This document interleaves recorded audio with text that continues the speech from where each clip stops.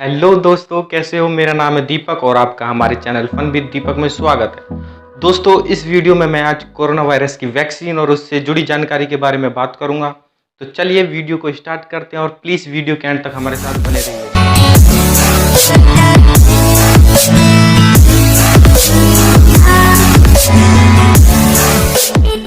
दोस्तों, जैसा आप जानते हैं कि कोरोना वायरस जैसी वैश्विक महामारी से अब तक विश्व भर में 40 लाख से ज़्यादा लोग संक्रमित हो चुके हैं।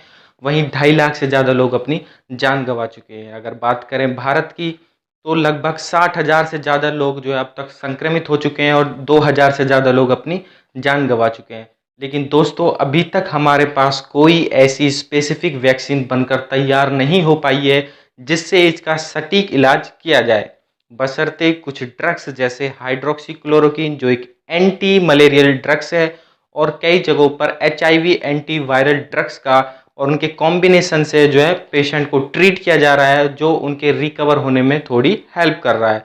लेकिन बात करें अमेरिका और जापान जैसे देशों की, तो दोस्तों उन्होंने हाल ही में रेमडेसिविर जो एक एंटी वायरल ड्रग्स है, उनके पॉजिटिव रिजल्ट को देखते हुए उनके यूज को मंजूरी दे दी है और उन्होंने दावा किया है कि इस ड्रग से 11 दिन के अंदर जो है मरीज को ठीक किया जा सकता है, कोरोना पेशेंट को ठीक किया जा सकता है। लेकिन दोस्तों, मैं बता दूं, ये इसका परमानेंट सॉल्यूशन नहीं है, क्योंकि परमानेंट सॉल्यूशन तो वैक्सीन से ही नहीं। दोस्तों, ऐसे में जाहिर है कि वैक्सीन को लेकर आपके मन में बहुत सारे सवाल होंगे, और सवाल हो भी क्यों ना, क्योंकि आप डेली न्यूज़ चैनल पर देखते होंगे कि ब्रिटेन, अमेरिका और इजराइल जैसे देश ये दावा कर चुके हैं कि उन्होंने वैक्सीन को तैयार कर लिया है। लेकिन दोस्तों, मैं आपको बता दूं कि वैक्सीन के तैयार होने में और उनके ट्रायल्स के बाद उनको अप्रूवल मिलने में बहुत बड़ा अंतर होता है। अगर बात करूं इंडिया की, तो इंडिया में लगभग 30 ऐसे रिसर्च सेंटर हैं जहाँ पे वैक्सीन की डेवलपमेंट जो प्रोसेस है वो जारी है,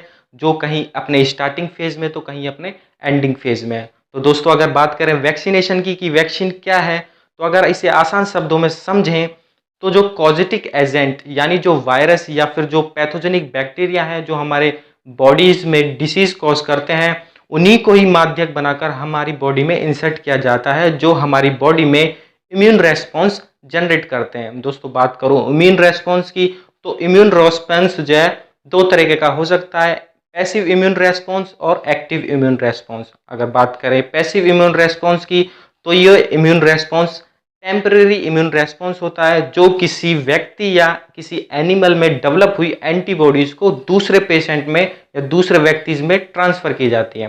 दोस्तों, अगर इसका सबसे बेस्ट एग्जांपल देखें तो प्लाज्मा थेरेपी इसका बेस्ट एग्जांपल है। आपने दिल्ली में प्लाज्मा थेरेपी की ट्रायल्स के बारे में सुना होगा, जिसमें जो पेशेंट कोरोना से जंग जीत चुके हैं उनके ब्लड प्लाज्मा को निकाल लिया जाता है, क्योंकि उनके ब्लड प्लाज्मा में उस वायरस के अगेंस्ट स्पेसिफिक एंटीबॉडीज बन जाती हैं और इस प्लाज्मा को दूसरे पेशेंट में उनको उनकी बॉडीज में इंसर्ट कर दिया जाता है। दोस्तों, ऐसे में जो ये प्लाज्मा है जिसके अंदर जो एंटीबॉडीज हैं वो उसके इम्यून रेस्पॉन्स को जनरेट करती है, उसको एक्टिव करती है और डिसीज से रिकवर होने में काफ़ी हद तक मदद करती है। लेकिन दोस्तों, इसका मतलब ये नहीं कि जो लोग कोरोना से जंग जीत चुके हैं वो दोबारा इन्फेक्टेड नहीं हो सकते। दोस्तों, हो सकते हैं, क्योंकि ये टेम्परेरी इम्यून रेस्पॉन्स हमको प्रोवाइड करता है, जिसकी अवधि कुछ हफ्तों से लेके कुछ महीनों तक हो सकती है। उसके बाद जो हमारी एंटीबॉडीज हैं वो डिग्रेड हो जाती हैं। तो दोस्तों, अगर बात करें एक्टिव इम्यून रेस्पॉन्स की, तो ये परमानेंट इम्यून रेस्पॉन्स हमको प्रोवाइड कराता है, परमानेंट प्रोटेक्शन प्रोवाइड कराता है, जो कई सालों से लेके लाइफ टाइम तक के लिए हो सकता है। लेकिन जो एक्टिव इम्यून रेस्पॉन्स है वो हमको वैक्सीन के ही जरिए इसको जनरेट कर सकते हैं। बात करें वैक्सीन की, तो वैक्सीन कई तरह की हो सकती है, जैसे live attenuated vaccine, inactivated vaccine, fractional और सब यूनिट वैक्सीन और रिकॉम्बिनेंट वैक्सीन। बात करें लाइव एट्यूनेटेड वैक्सीन की, तो दोस्तों लाइव का मतलब होता है जिंदा और एट्यूनेटेड का मतलब होता है कमजोर। यानी इस तरह की वैक्सीन में उस होल वायरस को लेबोरेटरी के अंदर इस तरीके से मॉडिफाई किया जाता है कि वो बॉडी के अंदर ग्रो और मल्टीप्लाई तो हो सके, लेकिन बॉडी के अंदर कोई डिसीज कॉज ना कर सके। इस तरह की वैक्सीन को जब बॉडी में इंसर्ट किया जाता है, तो इससे हमारा इम्यून रेस्पॉन्स जनरेट होता है और प्लाज्मा बी सेल्स उस लाइव एट्यूनेटेड वायरस के अगेंस्ट स्पेसिफिक एंटीबॉडीज बनाती हैं और मेमोरी बी सेल्स जो उस लाइव एट्यूनेटेड वायरस है और हमारा इम्यून रेस्पॉन्स है, उनके बीच में जो एनकाउंटर हुआ है, इन्फेक्शन के दौरान उसकी मेमोरी को अपने अंदर कैप्चर कर लेती है। तो इस दौरान ऐसे में अगर फ्यूचर में वो वायरस दोबारा हमारी बॉडी में एंटर करता है तो हमारा इम्यून रेस्पॉन्स ऑलरेडी उसके लिए तैयार रहता है और इजीली उसको जल्दी से न्यूट्रलाइज कर देता है। दोस्तों बात करते हैं इनएक्टिवेटेड वैक्सीन की। तो इस तरह की वैक्सीन्स में सबसे पहले वायरस को कल्चर मीडिया पे ग्रो किया जाता है और उसे लेबोरेटरी के अंदर हीट या किसी अन्य केमिकल मेथड के द्वारा उसे इनएक्टिवेट बनाया जाता है, यानी वो सक्रिय नहीं रहता है। इस तरह की वैक्सीन को जब बॉडी में इंसर्ट किया जाता है तो हमारा इम्यून रेस्पॉन्स जनरेट होता है और हमें एक परमानेंट प्रोटेक्शन प्रोवाइड कराता है। अब बात करते हैं सब यूनिट और फ्रैक्शन वैक्सीन की। तो इस तरह की वैक्सीन्स में उस होल वायरस को ना लेकर के वायरस का कुछ पार्ट लिया जाता है। हो सकता है उसकी सरफेस पे जो एंटीजन और ऑपिटिव्स प्रेजेंट रहते हैं जो किसी इन्फेक्शन के लिए रेस्पॉन्सिबल होते हैं, या वो लिया जाए या उसके वायरल प्रोटीन को लिया जाए।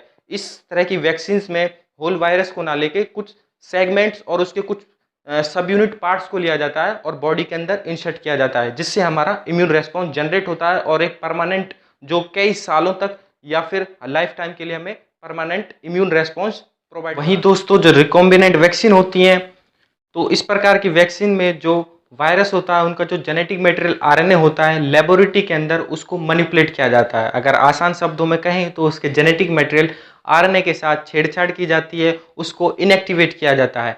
तो दोस्तों इस प्रकार जो ये वैक्सीन्स होती हैं वो हमारी बॉडी में इम्यून रेस्पॉन्स जनरेट करती हैं, जो परमानेंट प्रोटेक्शन प्रोवाइड कराती हैं, जिनका ड्यूरेशन टाइम जो है कुछ सालों से लेकर लाइफ टाइम तक के लिए हो सकता है।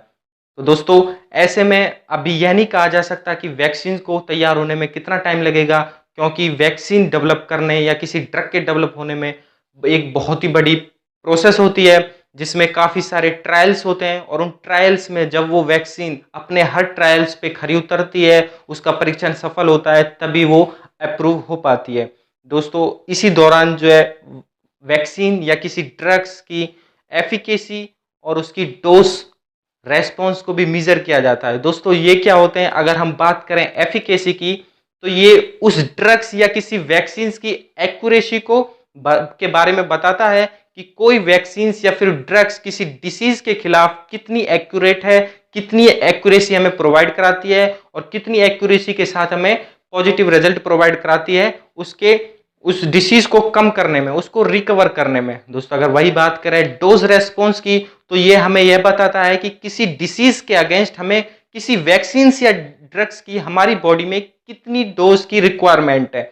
ये डोज रिक्वायरमेंट बच्चे से लेकर वयस्क और बड़ों में अलग अलग होती है, ये वेराइज करती है। तो इन सब चीज़ों को ध्यान में रखते हुए वैक्सीन के ट्रायल्स होते हैं, जो एक बहुत ही लंबी प्रोसेस है जिसमें सालों तक लग सकते हैं। लेकिन दोस्तों जो है काफ़ी सारे देशों में, लगभग दुनिया भर के देशों में जो अभी रिसर्च चल रही है, तो दोस्तों देखते हैं कितना टाइम लगता है वैक्सीन को डेवलप होने में। तब तक आप अपने घर पे सुरक्षित रहिए और लॉकडाउन का अच्छे से पालन करते रहिए। दोस्तों आज की वीडियो में इतना ही।